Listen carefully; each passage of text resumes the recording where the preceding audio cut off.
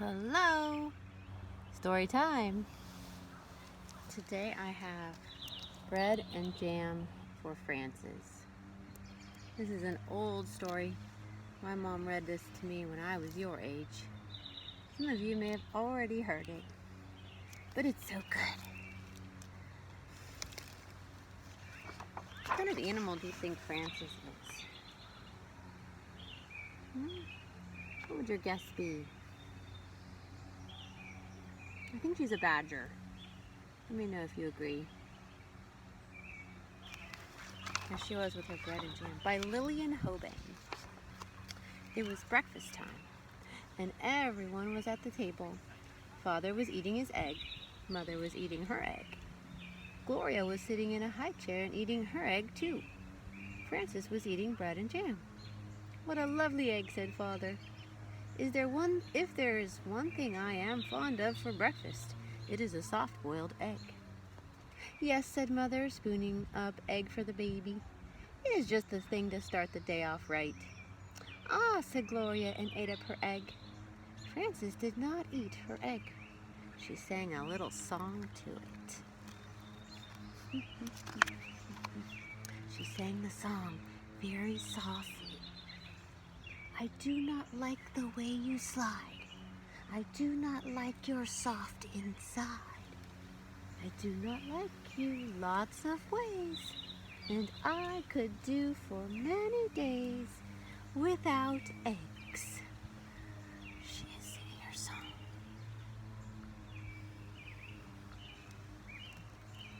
"What did you say, Frances?" asked Father. "Nothing," said Frances, spreading jam on another slice of bread. "Why do you keep eating bread and jam?" asked Father, "when you have a lovely soft-boiled egg?" "Oh, one of the reasons I like bread and jam," said Frances, "is that it does not slide off your spoon in a funny way." There's Father with his egg.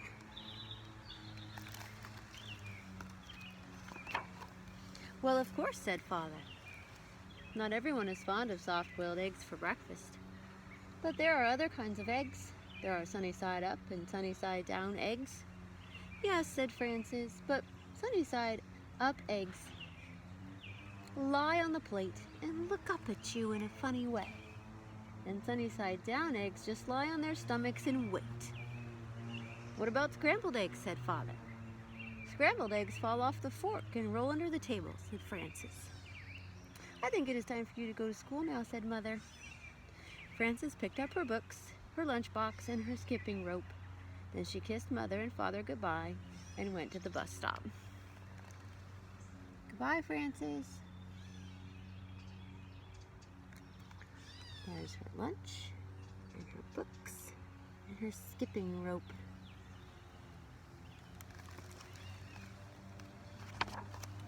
While she waited for the bus stop, she skipped and sang. "Jam on biscuits, jam on toast, jam is the thing that I like most. Jam is sticky, jam is sweet, jam is tasty, jam's a treat. Raspberry, strawberry, gooseberry, I'm very fond of jam." That evening for dinner, Mother cooked breaded veal cutlets with string beans and baked potatoes.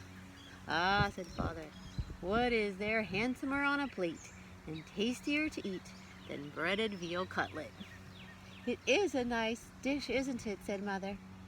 "Eat up the string bean, Gloria." "Oh," said Gloria, and ate it up.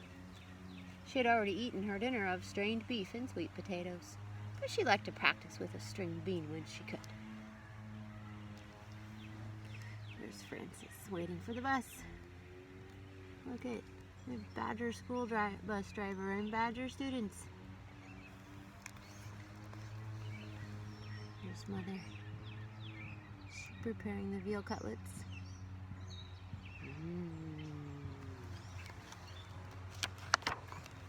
"Where do breaded veal cutlets come from?" said Frances. "And why are French cut stringless beans called string beans?"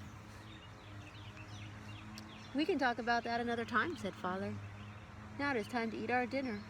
Frances looked at her plate and sang, What do cutlets wear before they're breaded flannel nightgowns, cowboy boots, furry jackets, sailor suits.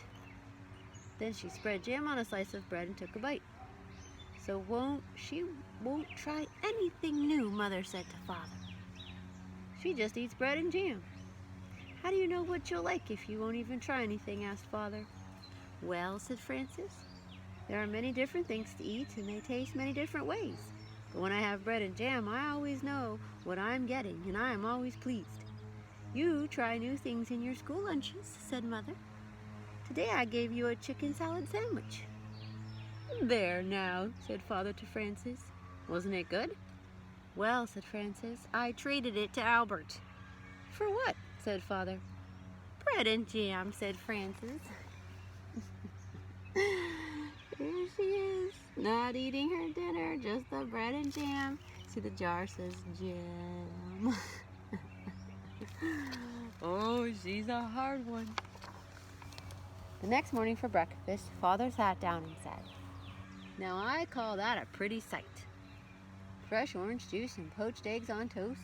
That's a proper breakfast for you. Thank you for saying so, said Mother. Poached eggs on toast do have a cheery look, I think. Frances began to sing a poached egg song. Poached eggs on toast, why do you slither with such a funny little quiver? Then she looked down and saw that she did not have a poached egg. I have no poached egg, said Frances. I have nothing but orange juice. I know, said Mother. Why is that, said Frances. Everybody else has a poached egg, even Gloria has a poached egg. And she is nothing but a baby. But you do not like eggs, said Mother, and that is why I did not poach one for you. Have some bread and jam if you are hungry. So Frances ate bread and jam and went to school. When the bell rang for lunch, Frances sat down next to her friend Albert. What do you have today, said Frances. I have a cream cheese, cucumber, and tomato sandwich on rye bread, said Albert, and a pickle to go with it, and a hard-boiled egg and a little cardboard shaker of salt to go with that, and a thermos bottle of milk, and a bunch of grapes and a tangerine, and a cup custard and a spoon to eat it with. What do you have? Frances opened her lunch. Bread and jam, she said, and milk. You're lucky, said Albert. That's just what you like. You don't have to trade now. Here he is with all those things. Man, he had a lot of things in his lunch. There she is. Where'd it go? There. She's not looking very happy, huh? Kind of disappointed. Wonder why. Bread and jam is what she likes. That's right, said Frances, and I had bread and jam for dinner last night and for breakfast this morning. You certainly are lucky, said Albert. Yes, said Frances. I'm a very lucky girl, I guess, but I'll trade you if you want to. That's all right, said Albert. I like cream cheese with cucumbers and tomatoes on rye. Albert took 2 napkins from his lunchbox. He tucked one napkin under his chin. He spread the other one on his desk like a tablecloth. He arranged his lunch neatly on the napkin. With his spoon, he cracked the egg of the hard-boiled egg. He peeled away the shell and bit off the end of the egg. He sprinkled salt on the yolk and set the egg down again. He unscrewed his thermos bottle cup and filled it with milk. Then he was ready to eat his lunch. Check that out! That's so cool. He's got one napkin around his neck, one as a table cloth. Here's his shaker of salt, and the egg that he cracked, his thermos, his fruit. He's got it all so nicely laid out. You could tell he's munching. He took a bite of sandwich, a bite of pickle, a bite of hard-boiled egg, and a drink of milk. Then he sprinkled more salt on the egg and went around again. Albert made the sandwich, the pickle, the egg, and the milk come out even. I remember that when my mom read it to me. He would take just a bite or a little sip of each thing and went all the way around his meal until everything finished at the same time. Came out even.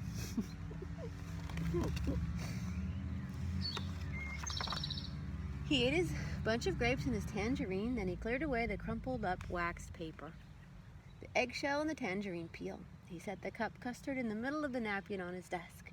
He took up his spoon and he ate all the custard. Then Albert folded up his napkins and put them away. He put away his cardboard salt shaker and his spoon. He screwed the cup on top of his thermos bottle. He shut his lunchbox, put it back inside his desk, and he sighed. I think I have a good lunch. I like to have a good lunch, said Albert. And Frances ate her bread and jam and drank her milk. Then she went out on the playground and skipped rope. She did not skip as fast as she had skipped in the morning, and she sang. Jam in the morning, jam at noon, bread and jam by the light of the moon. Jam is very nice.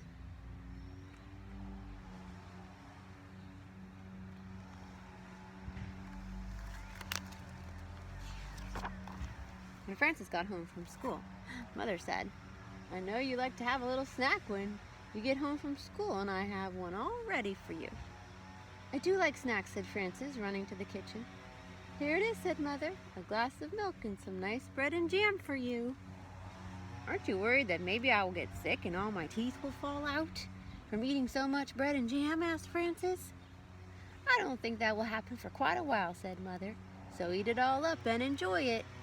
Frances ate up most of her bread and jam, but she did not eat all of it.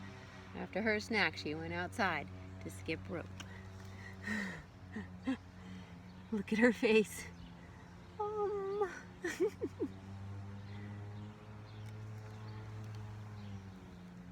boy. Oh, it's that bread and jam again. Frances skipped a little more slowly than she had skipped at noon, and she sang, Jam for snacks and jam for meals. I know how a jam jar feels, full of jam. That evening for dinner, Mother cooked spaghetti and meatballs in tomato sauce. I am glad to see there will be enough for second helping, said Father, because spaghetti and meatballs is one of my favorite dishes. Mine too.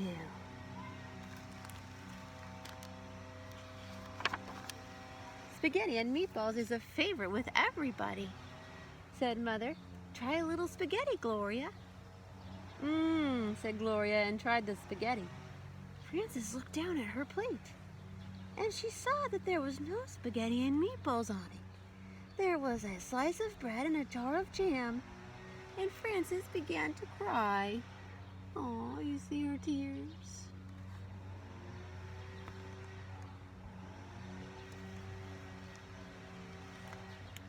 My goodness, said Mother. Frances is crying. What is the matter? Asked Father. Frances looked down at her plate and sang a little sad song.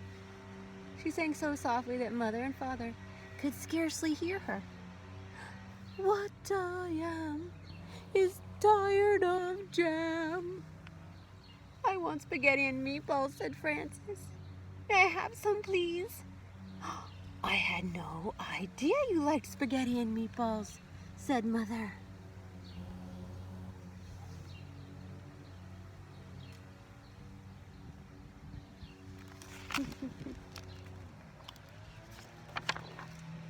How do you know what I'll like if you won't even try me?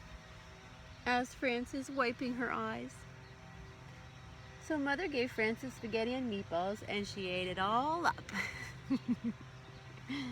Look at that.